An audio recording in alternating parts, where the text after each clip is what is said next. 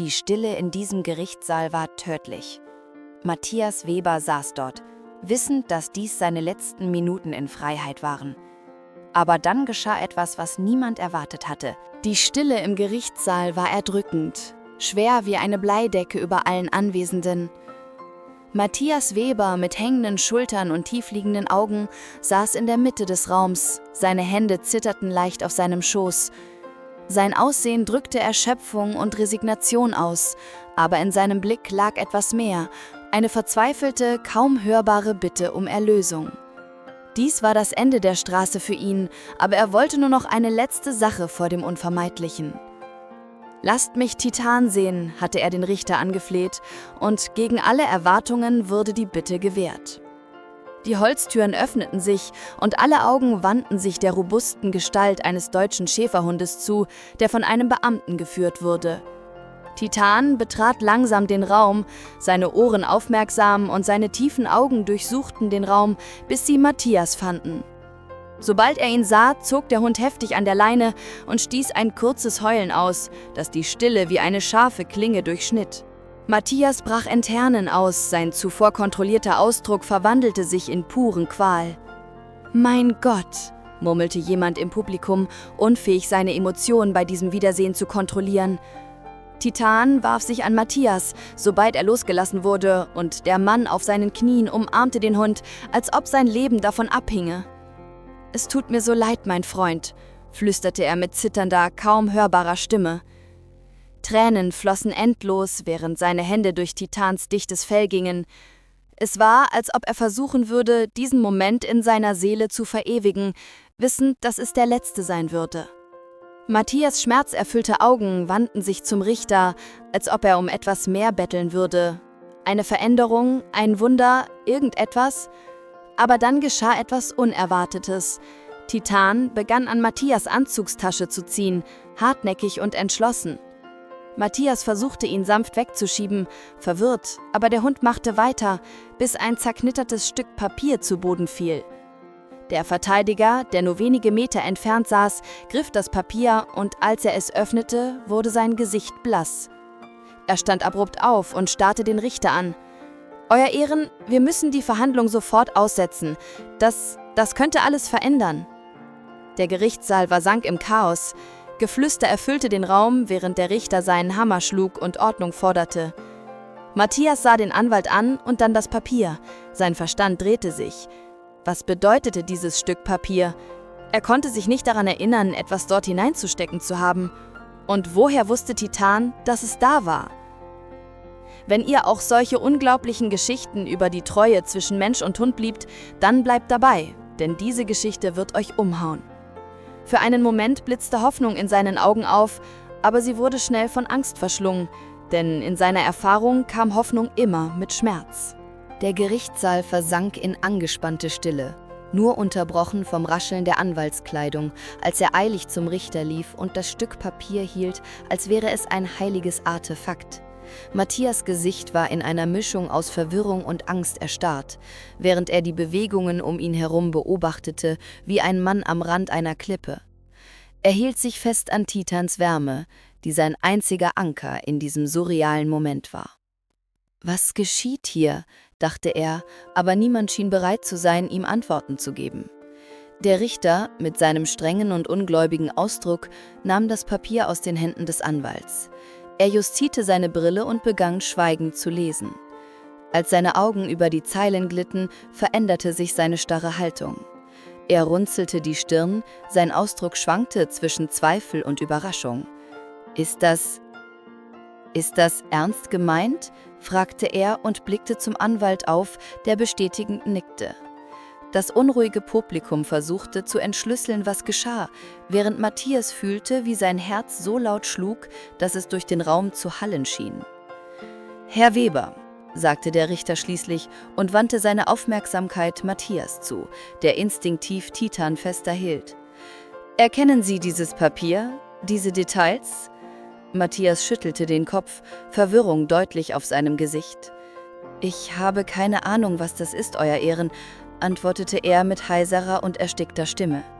Aber innerlich begann etwas zu rühren, eine unbekannte Angst, vermischt mit einem Funken Hoffnung. Wie war dieses Stück Papier hierher gekommen und warum schien Titan von seiner Existenz zu wissen, bevor alle anderen es taten? Bevor der Richter fortfahren konnte, griff der Verteidiger dringend ein.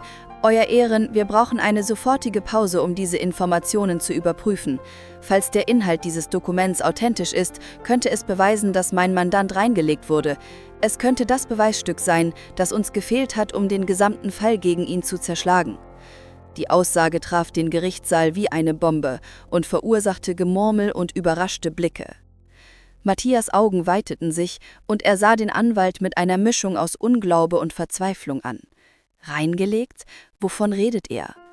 Während der Richter die Bitte in Betracht zog, fühlte Titans Pfoten auf seinem Schoß, als ob der Hund versuchen würde, ihn zu beruhigen. Er blickte das Tier an und sah etwas in seinen Augen, nicht nur Loyalität, sondern eine Art fast menschliche Gewissheit, als ob Titan genau wusste, was er tat. Zum ersten Mal erlaubte er sich zu denken, dass vielleicht dieser Moment, diese Begegnung nicht nur ein Zufall war. »Du hast es schon immer gewusst, nicht wahr, mein Jung?« murmelte er und streichelte den Hund mit einer Zärtlichkeit, die er kaum zurückhalten konnte. Endlich gab der Richter sein Urteil ab und schlug den Hammer mit Nachdruck ab. »Die Anhörung wird vertagt, bis die Informationen überprüft sind. Herr Weber, Sie werden zurück in die Haft gebracht, aber unter besonderen Maßnahmen angesichts der möglichen Auswirkungen dieses Beweises.« Matthias' Herz sank wieder. Die Hoffnung war erschienen, aber wie immer schien sie gerade außer Reichweite zu sein. Die Stille in diesem Gerichtssaal war tödlich. Matthias Weber saß dort, wissend, dass dies seine letzten Minuten in Freiheit waren. Aber dann geschah etwas, was niemand erwartet hatte. Wenn ihr solche unglaublichen wahren Geschichten über Loyalität und Gerechtigkeit liebt, dann abonniert den Kanal und aktiviert die Glocke, denn diese Geschichte wird euch bis zum Ende fesseln. Er blickte auf Titan, der widerwillig von einem Beamten weggeführt wurde und flüsterte: »Halte durch, mein Freund, vielleicht ist es noch nicht vorbei.« Zurück in der kalten, leeren Zelle fühlte Matthias das Gewicht der Stille auf sich fallen, wie eine unsichtbare Kette. Auf der kleinen Matratze sitzend, starrte er auf den Boden, unfähig zu verarbeiten, was im Gericht geschehen war. Das Bild von Titan, der gegen seinen Willen weggebracht wurde, brannte immer noch in seinem Kopf. Er hatte den Hund noch nie so handeln sehen, so entschlossen, so menschlich. Es war fast, als ob Titan etwas verstanden hätte, was Matthias noch nicht begreifen konnte. Aber je mehr er darüber nachdachte, desto mehr wuchs dieses unbehagliche Gefühl. Was, wenn dieses Stück Papier wirklich alles verändern könnte? Währenddessen arbeitete der Verteidiger auf der anderen Seite der Stadt fieberhaft. Das aus Matthias' Tasche gezogene Papier enthielt Details einer Banküberweisung und Namen, die zunächst keinen Sinn ergaben, aber mit einem größeren Netzwerk verbunden zu sein schienen. Er stellte sofort einen Dokumentenexperten ein, um die Echtheit der Schrift und den Ursprung der Informationen zu überprüfen. Jede Sekunde fühlte sich wie eine unerträgliche Last an, da die Antworten nicht kamen. Der Druck war immens. Das könnte eine falsche Spur sein oder noch schlimmer, eine sorgfältig platzierte Falle, um Sand in den Fall zu werfen. In der Zelle spielte Matthias die Ereignisse nach, die ihn hierher gebracht hatten. Er schloss die Augen und wurde in die Vergangenheit zurückgewetzt. Der Tag, an dem die Polizei an seine Tür klopfte, der Schock eines Verbrechens beschuldigt zu werden, das er nicht begangen hatte, und der Prozess, bei dem jeder Zeuge darauf ausgerichtet schien, ihn zu vernichten. Er erinnerte sich, wie sein Anwalt hart versucht hatte, Fehler in dem Fall zu finden, aber alles schien zu solide, bis zu diesem Moment im Gericht. Matthias hatte akzeptiert, dass es keinen Ausweg gab, aber jetzt pflanzte das Erscheinen dieses Papiers einen Zweifel in sein Herz. Hatte jemand das alles arrangiert, um ihn zu belasten? Titan. Der Name hallte in seinem Kopf wie ein hartnäckiges Flüstern. Matthias wusste, dass der Hund nicht nur ein Begleiter war, er war sein Retter, seine letzte Verbindung zu dem Leben, das er verloren hatte. Aber jetzt verfolgte ihn eine Frage. Wer hatte dieses Papier in seine Tasche gesteckt? Er konnte sich an nichts dergleichen erinnern, und das vertiefte nur das Geheimnis. Hatte Titan etwas gefunden, während er bei ihm war, und es irgendwie versteckt?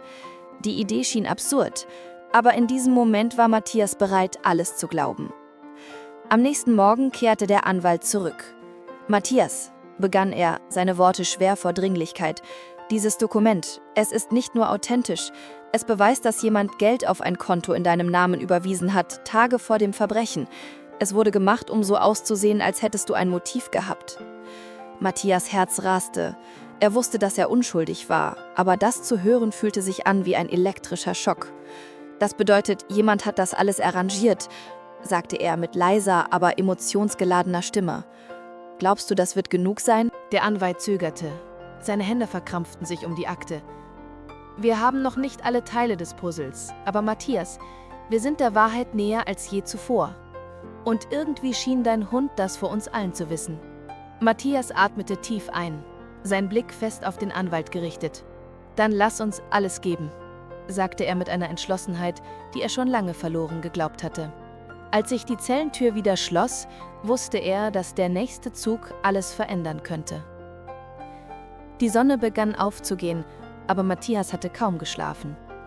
Die Anspannung zu wissen, dass seine Freiheit von einem ungelösten Geheimnis abhing, hielt ihn wach. Er spielte geistig jeden Moment vor seiner Verhaftung nach und suchte nach jedem Detail, das erklären könnte, wie dieses Stück Papier erschienen war. Jedes Mal, wenn er die Augen schloss, war es immer Titan, der erschien. Die tiefen, loyalen Augen des deutschen Schäferhunds schienen ein Geheimnis zu bergen, das er nicht entschlüsseln konnte. Etwas in Titans Verhalten, besonders die Beharrlichkeit, ihn während des Prozesses zu beschützen, ließ Matthias unruhig werden. Währenddessen wurde im Anwaltsbüro das Dokument sorgfältig analysiert. Es gab einen Namen, der besonders hervorstach: einen mächtigen Geschäftsmann mit politischen Verbindungen. Jemanden, der auf den ersten Blick keine direkte Verbindung zu Matthias zu haben schien. Die Entdeckung war beunruhigend. Warum würde sich dieser Mann in so etwas einmischen? Der Anwalt beschloss, weiter zu ermitteln, aber er wusste, dass er sich auf gefährliches Terrain begab. Die Hinweise deuteten auf eine Verschwörung hin, die größer war, als sie sich vorstellen konnten. Etwas, das viel mehr beinhaltete, als nur das Verbrechen, für das Matthias verurteilt worden war. Im Gefängnis brachte ein Wächter eine Nachricht für Matthias.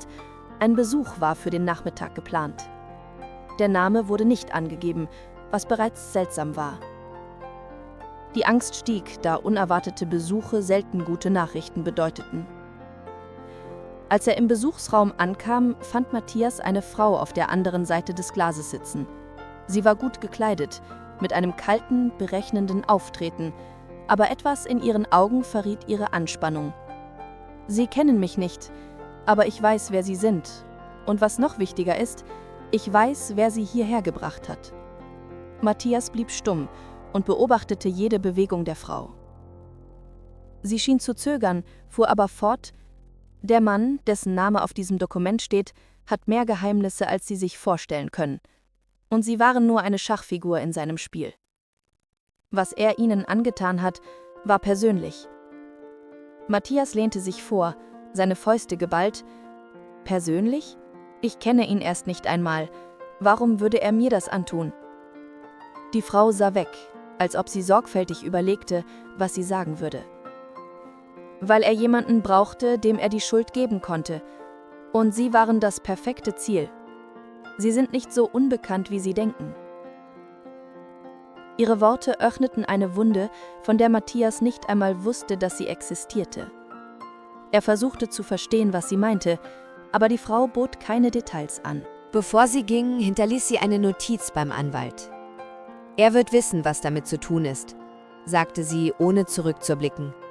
Der Besuch, obwohl kurz, stürzte Matthias in einen Strudel von Zweifeln und Angst. Wer war diese Frau? Woher wusste sie so viel? Und vor allem, was bedeutete es, dass er nicht so unbekannt war, wie er dachte? Die Fragen hallten wie ein Sturm in seinem Kopf. Zurück in der Zelle hielt Matthias seinen Kopf in den Händen. Er fühlte sich, als stünde er kurz davor, etwas zu entdecken, das alles verändern würde. Aber er konnte das Puzzle noch nicht zusammensetzen. Tief im Inneren wusste er, dass die Zeit gegen ihn war. Aber da war eine unerschütterliche Gewissheit. Der Schlüssel zu allem lag immer noch bei Titan.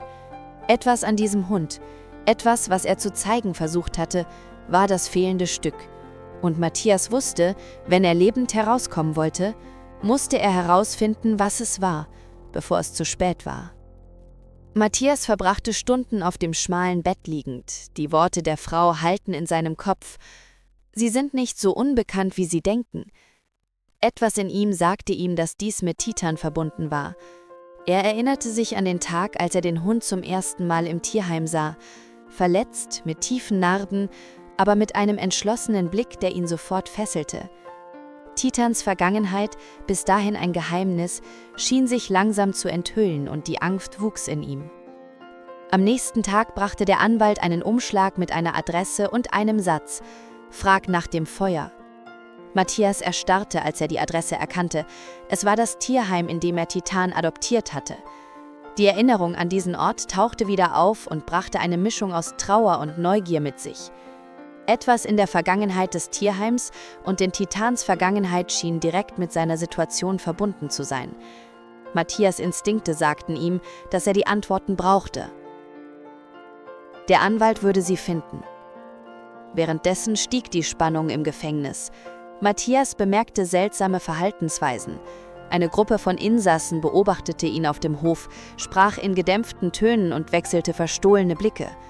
Noch beunruhigender war das Verhalten eines der Wächter, der ständig mit diesen Männern in Kontakt zu stehen schien. Misstrauen nagte an Matthias, und er begann zu hinterfragen, ob er dort wirklich sicher war. Nachts hallten Schritte den Flur entlang und blieben vor seiner Zelle stehen, nur um Momente später zu verschwinden. Das Gefühl, beobachtet zu werden, machte jede Minute zur Qual. Als der Anwalt zurückkehrte, brachte sein besorgter Ausdruck keine Erleichterung. Er enthüllte, dass das Tierheim vor Jahren bei einem mysteriösen Feuer zerstört worden war, demselben, das die Narben auf Titans Körper hinterlassen hatte. Noch schlimmer, alte Aufzeichnungen zeigten, dass Titan von einem Grundstück gerettet worden war, das dem Mann gehörte, der hinter Matthias' Begangenheit steckte. Jede Entdeckung schien wie ein Stück von einem Puzzle, von dem Matthias nie gewusst hatte, dass er es zusammensetzte. Aber das Bild, das zu entstehen begann, war erschreckend. Titan, der Hund, der seine einzige Hoffnungsquelle gewesen war, schien nun der Schlüssel zur Aufdeckung eines dunklen Geheimnisses zu sein. Matthias spürte das Gewicht der Verantwortung. Er musste Titan finden, nicht nur weil das Tier ihm alles bedeutete, sondern weil etwas in Titans Narben und seiner Vergangenheit die Antwort barg, die alles verändern könnte. In der kalten Zelle liegend wusste Matthias, dass die Zeit ablief. Die Verbindungen, die einst unwahrscheinlich schienen, fühlten sich nun unvermeidlich an.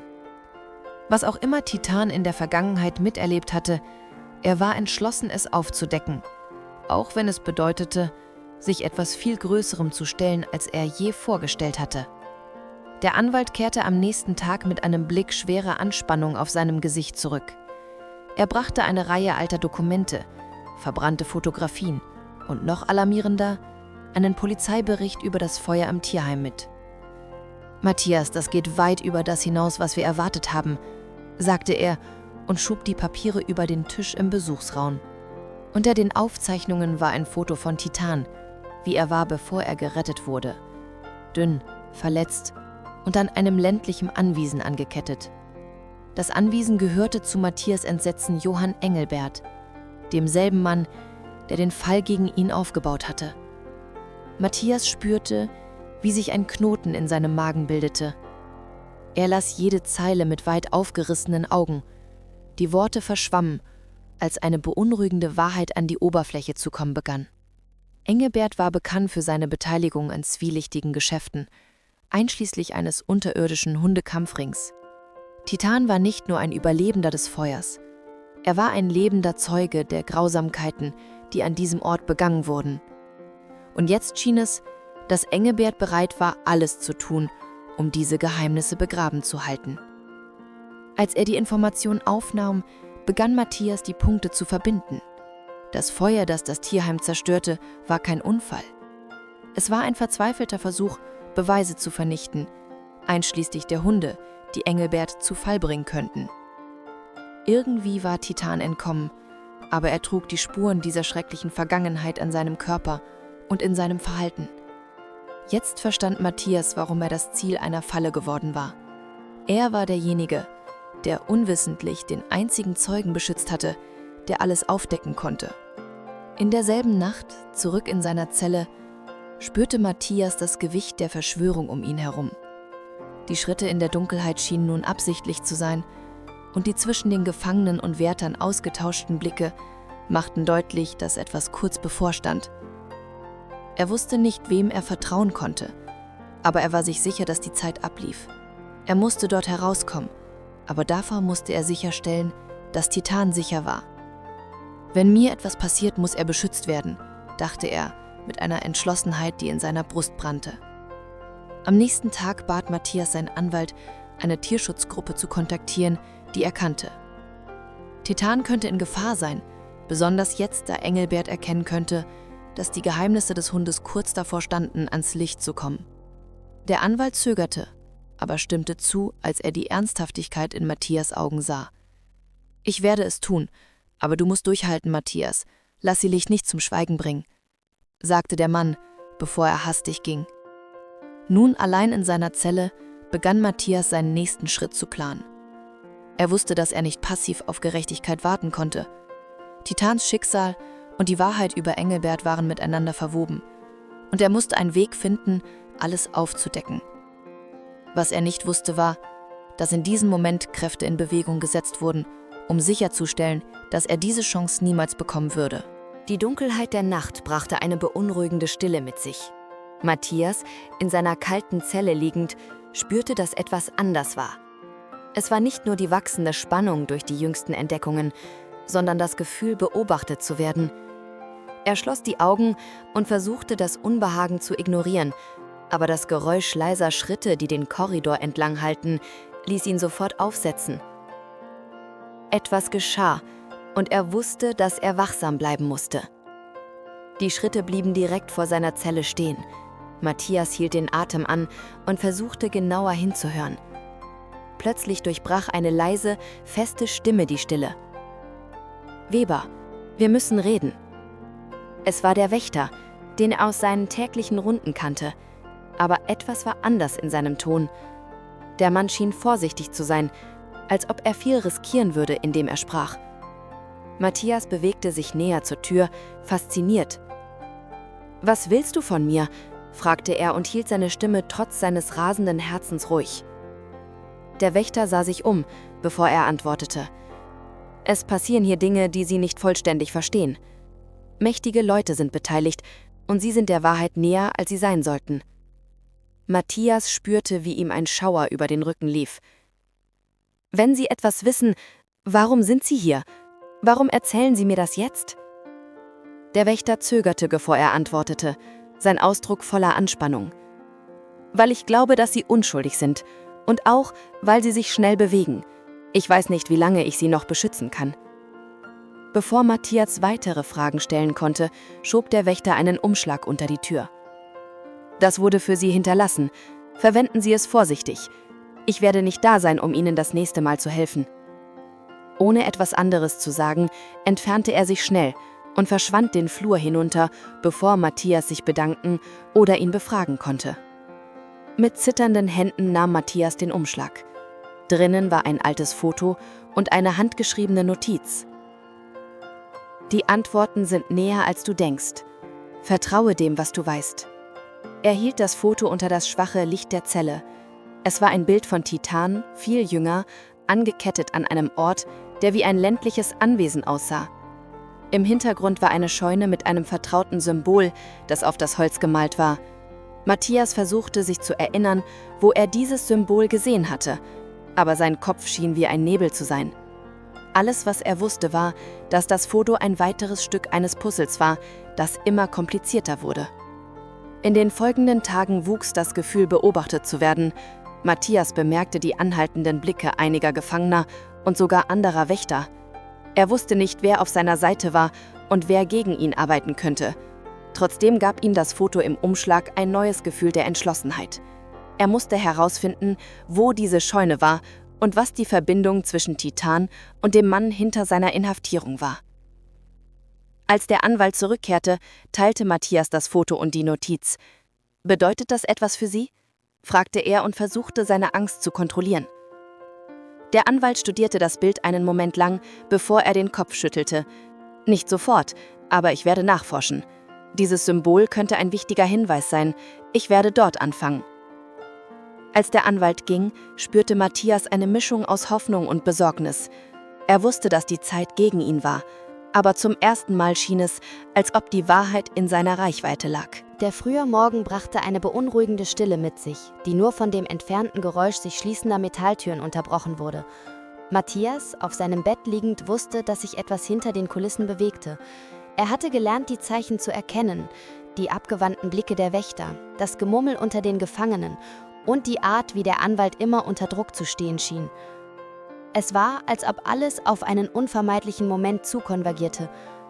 Die Zeit lief ab und er musste handeln, bevor es zu spät war.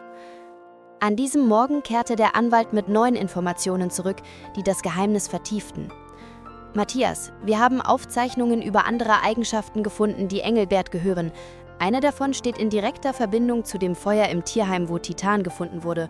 Das Seltsamste ist, dass diese Eigenschaften kurz vor ihrer Verhaftung an Dritter übertragen wurden. Das ist kein Zufall. Matthias spürte, wie sein Zorn in ihm wuchs. Also hat er mich nicht nur reingelegt, sondern versucht auch jede Spur zu löschen, die ihn mit diesen Orten verbindet. Der Anwalt nickte. Genau. Aber jetzt haben wir ein Problem. Wir brauchen solide Beweise und nach dem, was ich entdeckt habe, gibt es jemanden, der die Antworten haben könnte. Jemanden, der damals für Engelbert gearbeitet hat? Matthias hörte aufmerksam zu, als der Anwalt weitere Details enthüllte. Die betreffende Person war ein ehemaliger vertrauensvoller Angestellter von Engelbert, der nach dem Feuer verschwunden war. Jetzt lebte er in einer kleinen abgelegenen Stadt und vermied den Kontakt mit jedem, der ihn mit der Vergangenheit verbinden könnte. Wenn wir mit ihm sprechen können, bekommen wir vielleicht Informationen, die bestätigen, was wir über Engelberts Beteiligung wissen. Aber es wird riskant sein. Er ist möglicherweise nicht bereit zu kooperieren, erklärte der Anwalt. Matthias nickte und spürte das Gewicht der Ungewissheit. Wir haben keine Wahl. Wenn er etwas weiß, müssen wir es herausfinden. Währenddessen stieg die Spannung im Gefängnis. Matthias bemerkte, dass verdächtige Schritte und Blicke häufiger wurden. Er wusste, dass sich der Kreis um ihn zuzog. Da war etwas in der Luft, ein Gefühl, dass ein letzter Versuch, ihn zum Schweigen zu bringen, kurz bevorstand. Aber gleichzeitig spürte er eine unerschütterliche Entschlossenheit. Sie könnten versuchen, mich zu stoppen, dachte er, aber ich werde nicht aufgeben, nicht jetzt. Als der Tag voranschritt, bereitete Matthias sich geistig auf das vor, was kommen würde. Er wusste, dass die nächsten Stunden entscheidend werden würden. Die Wahrheit war in Reichweite, aber sie war auch von Gefahren umgeben. Er dachte an Titan, wie dieser Hund alle Antworten bei sich zu tragen schien, auch ohne ein Wort zu sagen. »Du bist der Schlüssel zu allem, mein Jung«, murmelte er vor sich hin, »und ich werde alles tun, um dich zu beschützen und die Wahrheit zu enthüllen.« Die Feuertreppe kreischte unter ihren Füßen, während sie hastig hinabstiegen. Titan sprang geschickt von Stufe zu Stufe, seine Instinkte schienen ihn zu leiten. Hinter ihnen hörten sie Türen zuschlagen und laute Stimmen. »Schneller!« drängte Dr. Richter. Als sie das Erdgeschoss erreichten, öffneten sie vorsichtig die Hintertür der Bibliothek. Die Gasse dahinter war leer, aber sie konnten Motorengeräusche von der Hauptstraße hören. Matthias zog sein Handy hervor und tippte schnell eine Nachricht an Peter Hoffmann, den Journalisten, von dem Dr. Richter gesprochen hatte. »Notfall. Brauche sofort Hilfe. Bin bei alter Bibliothek. Habe wichtige Geschichte für Sie.« Die Antwort kam überraschend schnell. »Kenne Sie. Erwarte Sie. Fahren Sie zur Adresse. Industriestraße 47. Hintereingang. 20 Minuten.« Sie bewegten sich durch die Seitengassen, immer darauf bedacht, nicht gesehen zu werden. Titan schien die Spannung zu spüren und blieb dicht bei Matthias. Nach einer nervenaufreibenden Fahrt mit öffentlichen Verkehrsmitteln erreichten sie die angegebene Adresse. Es war ein unauffälliges Bürogebäude. Peter Hoffmann erwartete sie bereits, ein Mann mittleren Alters mit scharfen Augen und einem bestimmten Auftreten. »Herr Weber«, sagte er und schüttelte Matthias Hand. »Ihre Geschichte hat bereits Kreise gezogen. Es gibt Leute, die sehr nervös sind wegen dem, was sie wissen könnten.« Dr. Richter trat vor. »Herr Hoffmann, Titan hier ist mehr als nur ein Hund. Er ist ein lebender Beweis für ein Verbrechernetzwerk, das bis in die höchsten Ebenen der Stadt reicht.« Hoffmann kniete sich zu Titan hinunter und betrachtete aufmerksam die Narben am Körper des Hundes. Diese Spuren. Sie erzählen eine Geschichte von systematischer Grausamkeit. Aber ich brauche mehr als nur physische Beweise. Haben Sie Dokumente? Zeugen? Dr. Richter öffnete ihre Tasche und zog mehrere Ordner heraus. Ich habe jahrelang Aufzeichnungen geführt, Behandlungsberichte, Fotos, sogar Audioaufnahmen von Gesprächen. Während Hoffmann die Dokumente durchging, weiteten sich seine Augen. Das ist explosiv. Wenn das stimmt, sprechen wir von einem der größten Korruptionsskandale in der Geschichte dieser Stadt. Plötzlich klingelte sein Telefon. Nach einem kurzen Gespräch wurde sein Gesicht ernst. Wir haben ein Problem. Meine Kontakte bei der Polizei sagen mir, dass ein Haftbefehl gegen Sie ausgestellt wurde, Herr Weber. Angeblich wegen Flucht aus dem Gewahrsam. Matthias fühlte, wie sich sein Magen umdrehte. Das ist lächerlich. Ich wurde doch freigesprochen. Hoffmann schüttelte den Kopf.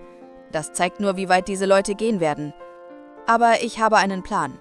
Wir werden die Geschichte morgen früh veröffentlichen, in allen großen Medien gleichzeitig. Dann können Sie uns nicht mehr stoppen. Dr. Richter sah besorgt aus. Bis morgen früh müssen wir uns verstecken. Haben Sie einen sicheren Ort? 3 Monate nach seiner Befreiung saß Matthias in seiner kleinen Wohnung und beobachtete Titan, der friedlich vor dem Kamin lag. Das neue Leben war nicht einfach. Die Medien hatten ihre Geschichte aufgegriffen und überall erkannten ihn die Leute. Aber etwas störte ihn. Titan hatte sich verändert. Der Hund, der einst lebhaft und aufmerksam war, wirkte jetzt oft abwesend, als ob er auf etwas wartete oder sich an etwas erinnerte, was Matthias nicht verstehen konnte. Eines Nachts wachte Matthias durch ein seltsames Geräusch auf. Titan stand am Fenster und knurrte leise, seine Muskeln angespannt. Draußen bewegte sich ein Schatten zwischen den Bäumen. »Was ist los, mein Junge?« flüsterte Matthias und näherte sich vorsichtig dem Fenster. Der Schatten verschwand, aber Titans Unruhe blieb. Am nächsten Morgen fand Matthias einen Briefumschlag unter seiner Tür. Drin war nur eine Nachricht. Es ist nicht vorbei. Engelbert hatte Partner. Die Worte ließen Matthias Blut gefrieren. Er dachte, die Bedrohung sei vorüber, aber anscheinend war der Fall komplizierter, als alle gedacht hatten. Er rief sofort seinen ehemaligen Anwalt an, der jetzt ein enger Freund geworden war. »Klaus, ich glaube, wir haben ein Problem«, sagte Matthias mit zitternder Stimme. »Jemand versucht, mich zu warnen oder zu bedrohen.« Klaus kam innerhalb einer Stunde. Als er die Nachricht las, wurde sein Gesicht ernst. »Matthias, während der Untersuchung sind wir auf Hinweise gestoßen, dass Engelberts Netzwerk größer war, als wir dachten. Aber die Behörden entschieden, sich nur auf den direkten Fall zu konzentrieren.« Matthias fühlte, wie die alte Angst zurückkehrte. »Bedeutet das, dass andere Leute noch da draußen sind? Leute, die mir schaden wollen?« Klaus nickte langsam. »Es ist möglich. Engelberts Verhaftung hat wahrscheinlich einige sehr gefährliche Menschen nervös gemacht.« Titan, der die ganze Zeit zugehört hatte, stand plötzlich auf und ging zur Tür. Er kratzte daran und bellte, ein Verhalten, das Matthias seit Monaten nicht gesehen hatte. »Er spürt etwas«, sagte Matthias. Titan war schon immer einen Schritt voraus. Plötzlich klingelte das Telefon. Eine unbekannte Stimme sprach: »Herr Weber, Sie und Ihr Hund sind in Gefahr. Treffen Sie mich heute Abend um 22 Uhr im alten Stadtpark. Kommen Sie allein, aber bringen Sie Titan mit. Ich habe Informationen, die Ihr Leben retten könnten.« Die Leitung wurde tot. Matthias und Klaus tauschten besorgte Blicke aus. »Das könnte eine Falle sein«, warnte Klaus. Aber Matthias blickte auf Titan, dessen intelligente Augen ihm zu sagen schienen: »Wir müssen gehen.« Der alte Stadtpark lag in völliger Dunkelheit, nur schwach von den Straßenlaternen am Rand erleuchtet. Matthias ging langsam den Hauptweg entlang, Titan dicht an seiner Seite. Der Hund war ungewöhnlich angespannt, seine Ohren nach vorn gerichtet und seine Nase ständig in der Luft. »Ich hoffe, wir machen keinen Fehler«, murmelte Matthias und blickte nervös um sich. Jeder Schatten schien eine potenzielle Bedrohung zu bergen. Plötzlich trat eine Frau aus dem Dunkel eines großen Baumes hervor. Sie war etwa 50 Jahre alt, schlank und trug einen dunklen Mantel. »Herr Weber«, sagte sie leise, »danke, dass Sie gekommen sind.« Matthias blieb auf Distanz und hielt Titans Leine fest. »Wer sind Sie und woher wissen Sie von der Gefahr?« Die Frau atmete tief ein, bevor sie antwortete. »Mein Name ist Dr. Helena Richter. Ich war Tierärztin in dem Gebiet, wo Engelberts illegale Operationen stattfanden.« Titan begann plötzlich zu winseln und zog in Richtung der Frau. Seine Reaktion überraschte Matthias. Der Hund erkannte sie offensichtlich. »Titan erinnert sich an mich«, sagte Dr. Richter mit einem traurigen Lächeln. »Ich war diejenige, die seine Wunden nach dem Feuer behandelt hat. Aber es gibt Dinge über diese Nacht, die nie ans Licht gekommen sind.« »Was für Dinge?«, fragte Matthias, seine Stimme voller Anspannung. Dr. Richter sah sich um, als ob sie befürchtete, beobachtet zu werden. Engelbert war nur ein Teil eines größeren Netzwerks. Es gab andere Männer, mächtige Männer, die an den Hundekämpfen und anderen illegalen Aktivitäten beteiligt waren. Als Engelbert verhaftet wurde, beschlossen sie, alle Spuren zu beseitigen.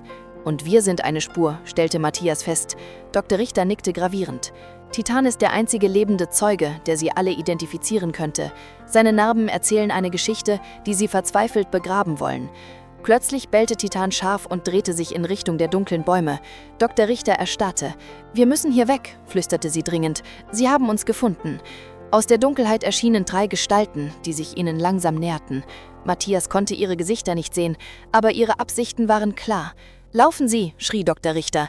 »Nehmen Sie den Park-Hinterausgang.« Matthias hörte keine Sekunde. Mit Titan an seiner Seite rannte er in die entgegengesetzte Richtung, während hinter ihm Schritte und gedämpfte Stimmen zu hören waren. Wenn ihr glaubt, dass diese Geschichte spannend ist, dann wartet ab, es wird noch viel intensiver. Als sie den Parkausgang erreichten, drehte sich Matthias um und sah Dr. Richter nirgends. Sein Herz sank, aber Titan zog ihn weiter, als ob er wusste, dass sie noch nicht sicher waren.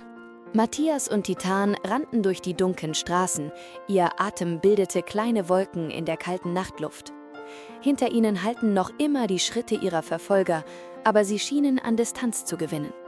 Titan führte den Weg, als ob er genau wüsste, wohin sie gehen mussten.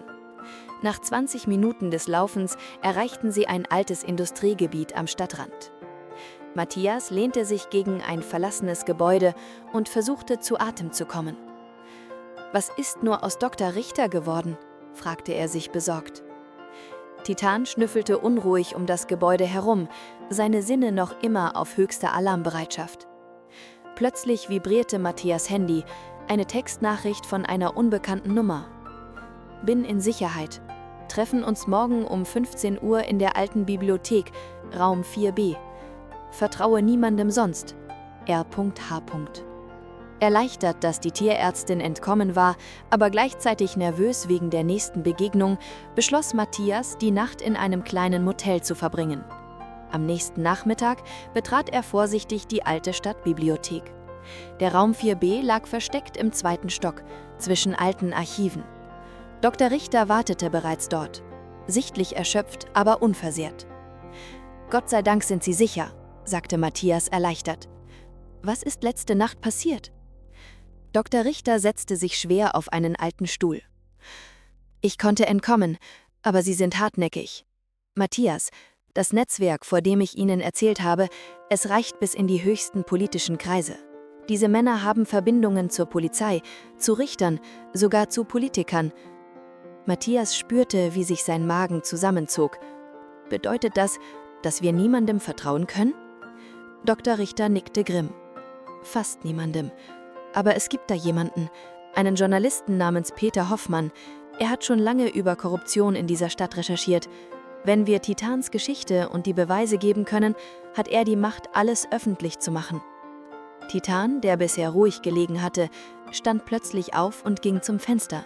Sein Verhalten machte beide nervös. »Er spürt etwas«, flüsterte Matthias. Dr. Richter schaute durch die Jalousien und erstarrte. »Da ist ein schwarzer Van unten auf der Straße. Das ist kein Zufall.« Sie packten schnell ihre Sachen zusammen, aber es war bereits zu spät. Schwere Schritte hallten durch den Flur. »Gibt es einen anderen Ausgang?«, fragte Matthias panisch. Dr. Richter deutete auf eine kleine Tür am hinteren Ende des Raums. »Feuertreppe, aber wir müssen schnell sein.« Als sie die Tür öffneten, hörten sie Stimmen näher kommen.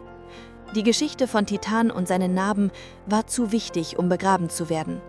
Während sie die Metallstufen hinabstiegen, wusste Matthias, dass sie um mehr als nur ihr Leben liefen. Sie kämpften für die Wahrheit. Die Feuertreppe kreischte unter ihren Füßen, während sie hastig hinabstiegen. Titan sprang geschickt von Stufe zu Stufe, seine Instinkte schienen ihn zu leiten. Hinter ihnen hörten sie Türen zuschlagen und laute Stimmen. »Schneller!« drängte Dr. Richter. Als sie das Erdgeschoss erreichten, öffneten sie vorsichtig die Hintertür der Bibliothek. Die Gasse dahinter war leer, aber sie konnten Motorengeräusche von der Hauptstraße hören. Matthias zog sein Handy hervor und tippte schnell eine Nachricht an Peter Hoffmann, den Journalisten, von dem Dr. Richter gesprochen hatte. »Notfall. Brauche sofort Hilfe. Bin bei alter Bibliothek. Habe wichtige Geschichte für Sie.« Die Antwort kam überraschend schnell. »Kenne Sie. Erwarte Sie. Fahren Sie zur Adresse. Industriestraße 47. Hintereingang. 20 Minuten.« Sie bewegten sich durch die Seitengassen, immer darauf bedacht, nicht gesehen zu werden. Titan schien die Spannung zu spüren und blieb dicht bei Matthias. Nach einer nervenaufreibenden Fahrt mit öffentlichen Verkehrsmitteln erreichten sie die angegebene Adresse. Es war ein unauffälliges Bürogebäude.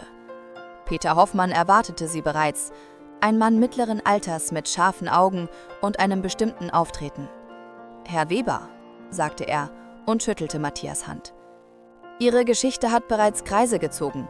Es gibt Leute, die sehr nervös sind wegen dem, was sie wissen könnten.« Dr. Richter trat vor. »Herr Hoffmann, Titan hier ist mehr als nur ein Hund. Er ist ein lebender Beweis für ein Verbrechernetzwerk, das bis in die höchsten Ebenen der Stadt reicht.« Hoffmann kniete sich zu Titan hinunter und betrachtete aufmerksam die Narben am Körper des Hundes. Diese Spuren. Sie erzählen eine Geschichte von systematischer Grausamkeit. Aber ich brauche mehr als nur physische Beweise. Haben Sie Dokumente? Zeugen? Dr. Richter öffnete ihre Tasche und zog mehrere Ordner heraus. »Ich habe jahrelang Aufzeichnungen geführt, Behandlungsberichte, Fotos, sogar Audioaufnahmen von Gesprächen.« Während Hoffmann die Dokumente durchging, weiteten sich seine Augen. »Das ist explosiv. Wenn das stimmt, sprechen wir von einem der größten Korruptionsskandale in der Geschichte dieser Stadt.« Plötzlich klingelte sein Telefon. Nach einem kurzen Gespräch wurde sein Gesicht ernst. »Wir haben ein Problem. Meine Kontakte bei der Polizei sagen mir, dass ein Haftbefehl gegen Sie ausgestellt wurde, Herr Weber, angeblich wegen Flucht aus dem Gewahrsam.« Matthias fühlte, wie sich sein Magen umdrehte. »Das ist lächerlich. Ich wurde doch freigesprochen.« Hoffmann schüttelte den Kopf. »Das zeigt nur, wie weit diese Leute gehen werden. Aber ich habe einen Plan. Wir werden die Geschichte morgen früh veröffentlichen, in allen großen Medien gleichzeitig. Dann können Sie uns nicht mehr stoppen.« Dr. Richter sah besorgt aus. »Bis morgen früh müssen wir uns verstecken. Haben Sie einen sicheren Ort?« Hoffmann führte sie durch einen versteckten Gang zu einem geheimen Büroraum im Kellergeschoss. »Hier sind Sie sicher«, sagte er.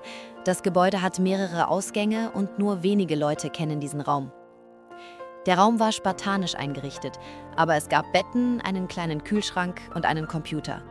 Titan erkundete vorsichtig die Ecken, bevor er sich neben Matthias niederließ. Die Nacht verging langsam.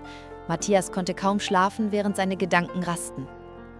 Dr. Richter saß am Computer und organisierte ihre Beweise, während Hoffmann Telefonkonferenzen mit anderen Journalisten und Redakteuren führte. »Die Geschichte wird morgen früh um 6 in 5 verschiedenen Zeitungen erscheinen«, berichtete er. »Zusätzlich haben wir Fernsehstationen und Online-Medien vorbereitet.« Gegen 4 Uhr morgens wurden sie von einem lauten Knall geweckt. Titan sprang sofort auf, seine Ohren gespitzt. »Was war das?«, flüsterte Matthias. Hoffmann schaute vorsichtig durch ein kleines Kellerfenster. »Verdammt«, murmelte er. »Es sind mindestens 6 Männer da draußen. Sie haben uns gefunden.« Dr. Richter wurde blass. »Wie ist das möglich? Niemand wusste von diesem Ort.« Hoffmann dachte fieberhaft nach. »Es gibt noch einen Weg hinaus, durch die alten Tunnelsysteme unter dem Gebäude. Sie führen zur U-Bahn-Station.« Er öffnete eine versteckte Tür hinter einem Bücherregal. Dahinter war ein enger, dunkler Gang sichtbar. Titan bellte einmal kurz, als ob er verstehen würde, dass sie wieder fliehen mussten. Sie packten schnell die wichtigsten Dokumente zusammen. »Die Geschichte wird trotzdem veröffentlicht«, versicherte Hoffmann. »Alles ist bereits vorbereitet und automatisiert, aber wir müssen hier weg, bevor sie uns finden.« Als sie den Tunnel betraten, hörten sie über sich schwere Schritte und das Krachen von Türen. Der Tunnel war eng und feucht, aber Titan ging mutig voran, als ob er schon einmal in ähnlichen Situationen gewesen wäre. »Wie weit ist es zur U-Bahn?« fragte Matthias keuchend. »Etwa 200 Meter«, antwortete Hoffmann. »Aber der Tunnel ist alt, wir müssen vorsichtig sein.« Nach 20 Minuten erreichten sie endlich eine Eisentür, die zur U-Bahn-Station führte. Als sie herauskamen, war gerade ein Zug angekommen. »Perfektes Timing«, sagte Dr. Richter erleichtert. Sie stiegen ein und als der Zug abfuhr, schaute Matthias durch das Fenster zurück. In der Ferne konnte er Gestalten sehen, die aus dem Gebäude liefen. »In 2 Stunden wird die ganze Stadt über unsere Geschichte sprechen«, sagte Hoffmann zuversichtlich. »Dann können sie uns nicht mehr aufhalten.« Matthias streichelte Titan, der müde neben ihm lag. »Wir haben es fast geschafft, mein Freund. Noch ein bisschen durchhalten.« Aber tief im Inneren wusste er, dass der schwierigste Teil noch bevorstand. Um 6 Uhr morgens saßen sie in einem kleinen Café am anderen Ende der Stadt und beobachteten, wie die Nachricht explodierte. Hoffmanns Handy klingelte ununterbrochen, Anrufe von Kollegen, Politikern und sogar internationalen Medien. Matthias Weber, der Mann, der ein Verbrechernetzwerk aufdeckte, stand als Schlagzeile in der größten Tageszeitung. »Es funktioniert«, sagte Hoffmann mit einem breiten Lächeln. Aber ihre Erleichterung war kurz. Dr. Richter, die am Fernseher des Cafés starrte, wurde plötzlich blass. »Schauen Sie sich das an«, flüsterte sie. Auf dem Bildschirm erschien ein Nachrichtensprecher. Breaking News. Der freigesprochene Matthias Weber wird nun der Erpressung und Verleumdung beschuldigt. Die Staatsanwaltschaft behauptet, er habe gefälschte Beweise produziert. Matthias spürte, wie sich sein Magen zusammenzog. »Sie drehen den Spieß um«, murmelte er. Hoffmann schüttelte entschlossen den Kopf. »Das haben wir erwartet. Aber sehen Sie sich die sozialen Medien an. Die öffentliche Meinung ist auf unserer Seite. Tausende von Menschen teilen die Geschichte. Sie können die Wahrheit nicht mehr unterdrücken.« In diesem Moment betrat eine bekannte Gestalt das Café. Klaus, sein ehemaliger Anwalt. Aber sein Ausdruck war seltsam. »Matthias«, sagte er ruhig, »es tut mir leid.« Hinter ihm erschienen 3 Männer in dunklen Anzügen. Titan knurrte sofort und stellte sich schützend vor Matthias. »Klaus, was machst du?« fragte Matthias schockiert. Klaus vermied seinen Blick. »Sie haben meine Familie bedroht, Matthias. Ich hatte keine Wahl.« Die Männer näherten sich, aber plötzlich standen andere Kaffeebesucher auf. Ein älterer Mann rief, »Das ist Matthias Weber, der Mann aus den Nachrichten.« Eine Frau fügte hinzu, »Lassen Sie ihn in Ruhe, er ist ein Held.« Die Atmosphäre im Café wurde angespannt. Die Männer in den Anzügen sahen sich unsicher um. Sie hatten nicht mit dieser öffentlichen Reaktion gerechnet. Hoffmann nutzte die Verwirrung. »Leute, filmt das! Die ganze Welt muss sehen, wie Sie versuchen, einen unschuldigen Mann zu verhaften.« Sofort zückten mehrere Personen ihre Handys. Die Männer zögerten, offensichtlich unsicher, wie sie vor laufenden Kameras vorgehen sollten. Titan bellte laut, als ob er die Unterstützung der Menge spüren würde. »Das ist eure Chance«, flüsterte Hoffmann zu Matthias. »Das Hinterausgang.« Matthias griff Titans Leine und bewegte sich langsam Richtung Ausgang, während die Menge die Aufmerksamkeit der Männer fesselte. Dr. Richter folgte ihm. Als sie die Straße erreichten, hörte Matthias Applaus aus dem Café. Die Wahrheit hatte ein Eigenleben entwickelt und zum ersten Mal seit Monaten fühlte er echte Hoffnung. Die Menschen glaubten ihm. 3 Tage später hatte sich die Situation dramatisch gewandelt. Videos aus dem Café waren viral gegangen und Matthias' Geschichte wurde international bekannt. Demonstranten versammelten sich vor dem Rathaus mit Schildern »Gerechtigkeit für Matthias und Titan«. Die öffentliche Empörung über die Korruption war so stark, dass mehrere hochrangige Beamte zurücktreten mussten. Matthias und Dr. Richter hatten Unterschlupf in einem sicheren Haus gefunden, das von einer Bürgerrechtsorganisation zur Verfügung gestellt wurde. Hoffmann besuchte sie täglich mit Updates. Die Staatsanwaltschaft hat eine unabhängige Untersuchung eingeleitet, berichtete er. Und 3 weitere Zeugen sind vorgetreten. Menschen, die jahrelang zu verängstigt waren, zu sprechen. Titan schien die Veränderung zu spüren. Der Hund war ruhiger geworden, weniger angespannt. Es war, als ob er wüsste, dass die Bedrohung nachließ. Eines Morgens brachte Dr. Richter aufregende Neuigkeiten. »Matthias, Sie haben Johann Engelbert verhaftet, diesmal wegen neuer Anklagen, und 2 seiner Komplizen sind bereits gestanden.« Hoffmann platzte in den Raum. Es wird noch besser. Der Polizeipräsident ist zurückgetreten und es gibt eine vollständige Untersuchung der Korruption in der Polizei. Ihre Geschichte hat eine komplette Reform ausgelöst. Matthias konnte es kaum glauben. Was als persönlicher Albtraum begonnen hatte, war zu einem Wendepunkt für die ganze Stadt geworden. An diesem Abend klingelte Matthias Telefon. Es war Klaus, sein ehemaliger Anwalt. »Matthias«, sagte er mit zitternder Stimme, »es tut mir so leid. Sie haben meine Tochter bedroht. Ich hatte keine andere Wahl.« Matthias hörte die Verzweiflung in Klaus' Stimme. »Ich verstehe, Klaus, aber jetzt ist es vorbei. Sie können uns nicht mehr bedrohen.« Am nächsten Tag geschah etwas Unerwartetes. Der neue Polizeipräsident rief persönlich an. »Herr Weber, ich möchte mich im Namen der gesamten Polizei bei Ihnen entschuldigen. Wir haben einen speziellen Ermittlungsausschuss eingerichtet, um sicherzustellen, dass so etwas nie wieder passiert.« Das war mehr, als Matthias je erwartet hatte. Eine Woche später stand Matthias vor dem Gerichtsgebäude, umgeben von Reportern und Unterstützern. Titan saß ruhig neben ihm, ein lebendiges Symbol für Loyalität und Wahrheit. »Heute beginnt ein neues Kapitel«, sagte Matthias zu den Kameras. »Nicht nur für mich und Titan, sondern für alle, die an Gerechtigkeit glauben.« Dr. Richter kündigte an, dass sie eine Stiftung gründen würde, um misshandelte Tiere zu retten und zu rehabilitieren. Titans Geschichte zeigt uns, dass jedes Leben wertvoll ist und dass die Wahrheit immer einen Weg findet, ans Licht zu kommen. Wenn ihr dachtet, diese Geschichte wäre zu Ende, sie wird noch bewegender. 6 Monate später hatte sich das Leben von Matthias und Titan völlig verändert. Sie lebten jetzt in einem ruhigen Vorort, in einem Haus mit großem Garten, wo Titan endlich frei herumlaufen konnte. Das Trauma der vergangenen Jahre schien zu verblassen, aber die Narben, sowohl physische als auch emotionale, würden immer eine Erinnerung bleiben. Matthias arbeitete jetzt eng mit Dr. Richters neuer Stiftung Zweite Chance zusammen. Sie retteten misshandelte Tiere und halfen bei ihrer Rehabilitation. Jeden Tag kommen neue Fälle, erzählte Dr. Richter bei einem ihrer wöchentlichen Meetings. Aber dank unserer Geschichte sind die Leute mutiger geworden, Misshandlungen zu melden. Titan hatte eine besondere Rolle in der Stiftung übernommen. Seine ruhige, verständnisvolle Art half traumatisierten Tieren, Vertrauen zu Menschen zurückzugewinnen. Es ist erstaunlich, beobachtete ein Tierpsychologe, wie Titan instinktiv weiß, welche Tiere seine Hilfe brauchen. Eines Tages brachte die Polizei einen jungen deutschen Schäferhund zur Stiftung, einen Welpen, der aus einer illegalen Zucht gerettet worden war. Der kleine Hund war verängstigt und aggressiv gegenüber Menschen. Aber als Titan sich näherte, geschah etwas Magisches. Der Welpe beruhigte sich sofort und schmiegte sich an den größeren Hund. »Sehen Sie das?«, flüsterte Matthias zu Dr. Richter. »Titan zeigt ihm, dass nicht alle Menschen schlecht sind.« In diesem Moment erkannte Matthias die wahre Bedeutung ihrer Reise. Es ging nicht nur um Gerechtigkeit oder Rache.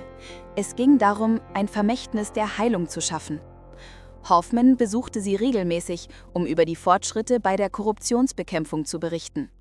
Die Reformen, die durch eure Geschichte ausgelöst wurden, haben das ganze System verändert, berichtete er stolz. Es gibt jetzt strengere Überwachungsmaßnahmen und eine unabhängige Stelle für Beschwerden gegen die Polizei. Aber die vielleicht schönste Entwicklung kam unerwartet. Klaus, sein ehemaliger Anwalt, erschien eines Tages an ihrer Tür.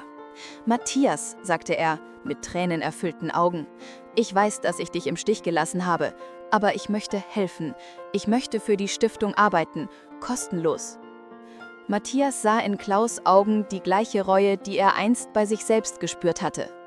»Jeder verdient eine zweite Chance, Klaus«, sagte er und streckte seine Hand aus. »Willkommen im Team.« An diesem Abend saß Matthias in seinem Garten und beobachtete Titan beim Spielen mit dem geretteten Welpen. Die Geschichte, die mit Schmerz und Ungerechtigkeit begonnen hatte, war zu einer Geschichte der Hoffnung geworden. Titan bellte fröhlich, ein Klang, den Matthias seit Jahren nicht gehört hatte. Es war der Klang der Heilung. Ein Jahr später stand Matthias vor einem großen Auditorium voller Menschen, die alle gekommen waren, um seine Geschichte zu hören. Neben ihm saß Titan, ruhig und würdevoll, ein lebendiges Symbol für Widerstandsfähigkeit und Hoffnung. »Meine Damen und Herren«, begann Matthias, »vor 2 Jahren war ich ein verzweifelter Mann in einem Gerichtssaal. Heute stehe ich vor Ihnen als jemand, der gelernt hat, dass manchmal die dunkelsten Momente zu den hellsten Wendungen führen können.« Das Publikum hörte gebannt zu, als er die Geschichte erzählte, von der falschen Anklage bis zur dramatischen Wendung im Gerichtssaal, als Titan das entscheidende Beweisstück enthüllte. »Aber das war nur der Anfang«, fuhr Matthias fort. »Die wahre Reise begann, als wir erkannten, dass Gerechtigkeit mehr ist als nur persönliche Befreiung.« Nach dem Vortrag wurde Matthias von einer jungen Journalistin interviewt. »Herr Weber, was haben Sie aus dieser Erfahrung gelernt?«, fragte sie. Matthias dachte einen Moment nach, während er Titan streichelte. Dass die Wahrheit manchmal Zeit braucht, um sich zu zeigen, und dass die unwahrscheinlichsten Helden, manchmal ein geretteter Hund, die Macht haben, alles zu verändern. 3 Monate später erhielt die Stiftung Zweite Chance eine überraschende Nachricht. Die Europäische Union wollte ihr Modell der Tierrettung und Rehabilitation in ganz Europa einführen. Dr. Richter war überwältigt. »Das bedeutet, dass wir Tausenden von Tieren helfen können«, sagte sie zu Matthias. »Titans Geschichte wird Leben auf einem ganzen Kontinent retten.« Aber die vielleicht bewegendste Entwicklung kam von unerwarteter Seite. Johann Engelbert, der Mann, der Matthias Leben zerstört hatte, schrieb einen Brief aus dem Gefängnis. »Herr Weber, ich weiß, dass ich Ihnen Unrecht getan habe. Ihre Vergebung erwarte ich nicht. Aber ich möchte, dass Sie wissen, dass Ihre Geschichte auch mein Leben verändert hat. Ich arbeite jetzt in der Gefängnisbibliothek und helfe anderen Insassen beim Lesen. Es ist mein Weg, etwas zurückzugeben.« Matthias war überrascht von der Aufrichtigkeit des Briefs. Als er Dr. Richter davon erzählte, sagte sie, »Menschen können sich ändern, Matthias. Genau wie traumatisierte Tiere können auch traumatisierte Menschen heilen.« Diese Worte ließen Matthias lange nachdenken. An seinem Geburtstag, 2 Jahre nach dem dramatischen Gerichtstermin, erhielt Matthias das schönste Geschenk. Titan brachte ihm seinen Ball, nicht um zu spielen, sondern um zu zeigen, dass er ihm vertraute. Es war ein einfacher Moment, aber er bedeutete alles. Der Hund, der einst vor Menschen Angst gehabt hatte, zeigte jetzt vollkommenes Vertrauen. Die Geschichte war zu einem Kreis geworden, von Schmerz zur Heilung, von Verzweiflung zu Hoffnung, von Isolation zu Gemeinschaft. Wenn ihr glaubt, dass wahre Geschichten wie diese inspirierend sind, dann wisst ihr, warum wir niemals aufhören dürfen, an das Gute zu glauben. 5 Jahre waren vergangen, seit Matthias zum ersten Mal in jenem Gerichtssaal um ein letztes Wiedersehen mit Titan gebeten hatte. Jetzt saß er in seinem Büro in der Zentrale der Stiftung Zweite Chance und blickte auf die Wand voller Dankesbriefe von Menschen, deren Leben durch gerettete Tiere verändert worden waren. Titan, nun grauer um die Schnauze, lag friedlich zu seinen Füßen. »Matthias, haben Sie die neuen Zahlen gesehen?« rief Dr. Richter aufgeregt, als sie das Büro betrat. »Wir haben in diesem Jahr über 5000 Tiere gerettet und das Programm läuft jetzt in 12 europäischen Ländern.« Matthias lächelte, aber seine Gedanken wanderten zu etwas anderem. Titan war älter geworden und obwohl er noch immer aktiv war, merkte man ihm sein Alter an. Peter Hoffmann, der mittlerweile ein enger Freund geworden war, besuchte sie an diesem Tag mit besonderen Neuigkeiten. »Matthias, die Stadt möchte eine Statue von dir und Titan vor dem Gerichtsgebäude errichten, als Symbol für Gerechtigkeit und die Macht der Wahrheit.« Matthias schüttelte den Kopf. »Nicht von mir, aber von Titan, das wäre angemessen. Er war derjenige, der alles verändert hat.« An diesem Abend führte Matthias Titan zu ihrem Lieblingsplatz im Park, wo alles begonnen hatte. Der alte Hund bewegte sich langsamer, aber seine Augen waren noch immer hell und aufmerksam. »Weißt du, mein Freund«, sagte Matthias leise, »ohne dich wäre ich nie zu dem Menschen geworden, der ich heute bin. Du hast mir gezeigt, dass Loyalität, Vergebung und Liebe die stärksten Kräfte der Welt sind.« Titan legte seinen Kopf auf Matthias Schoß, ein Zeichen tiefer Verbundenheit, das sie über die Jahre entwickelt hatten. In diesem Moment verstand Matthias, dass ihre Geschichte nie wirklich geendet hatte. Sie hatte sich nur verwandelt. Von einem Kampf ums Überleben war sie zu einer Mission der Heilung geworden. Eine Woche später erhielt Matthias einen Anruf, der ihn tief bewegte. Es war Klaus, der nun seit 4 Jahren für die Stiftung arbeitete. »Matthias, ich habe gerade einen Anruf von einem Richter in München bekommen. Er hat unsere Geschichte gehört und möchte, dass wir dort ein Beratungsprogramm für das Justizsystem starten. Fälle wie deiner sollen nie wieder passieren.« Das Vermächtnis ihrer Geschichte wuchs weiter. Universitäten luden Matthias ein, um über Zivilcourage und die Bedeutung des Nichtaufgebens zu sprechen. Juristen studierten ihren Fall als Beispiel dafür, wie Korruption bekämpft werden kann.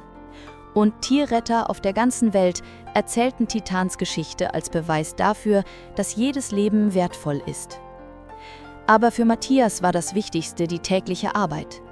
Jeden Morgen, wenn er Titan dabei zusah, wie er traumatisierten Tieren half, ihre Angst zu überwinden, wurde ihm klar, dass dies ihr wahrer Zweck war.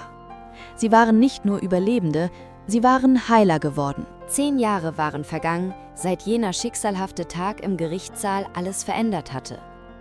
Matthias stand nun vor der enthüllten Bronzestatue von Titan im Zentrum der Stadt.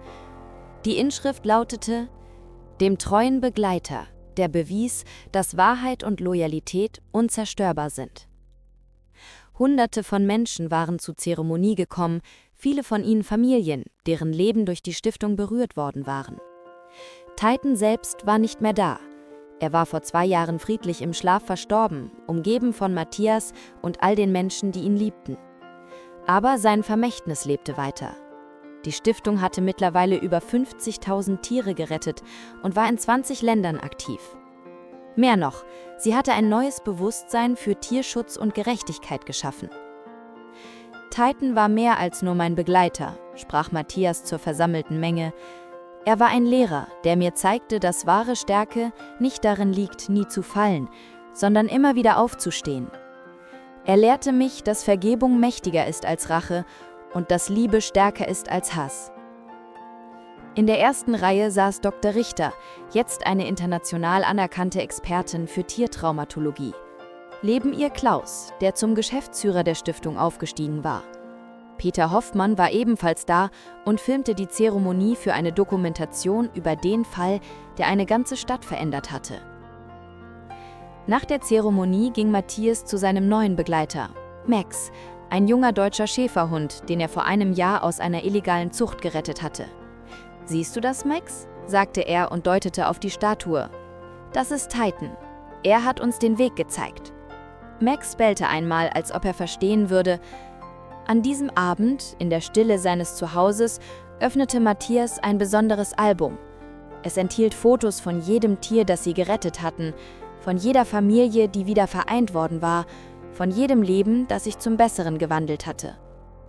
Auf der letzten Seite war sein Lieblingsfoto. Er und Titan, aufgenommen am Tag seiner Befreiung, beide erschöpft, aber voller Hoffnung. Die Geschichte, die mit Schmerz und Ungerechtigkeit begonnen hatte, war zu einer Bewegung der Hoffnung geworden. Matthias dachte an all die Menschen, die durch ihre Erfahrungen inspiriert worden waren. Anwälte, die härter für Gerechtigkeit kämpften, Richter, die aufmerksamer zuhörten und gewöhnliche Bürger, die mutiger wurden, wenn sie Unrecht sahen. Max legte seinen Kopf auf Matthias' Schoß, genau wie Titan es immer getan hatte. »Weißt du was, mein Freund?«, flüsterte Matthias. »Jede Geschichte hat ein Ende, aber manche Geschichten werden zu Vermächtnissen. Titans Geschichte wird weiterleben, in jedem Tier, das wir retten, in jedem Herzen, das wir heilen.« Draußen begann es zu schneien, aber im Haus war es warm. Die Liebe, die Loyalität und die Wahrheit hatten gesiegt. Nicht nur in einem Gerichtssaal, sondern in den Herzen unzähliger Menschen. Das war Titans wahres Vermächtnis.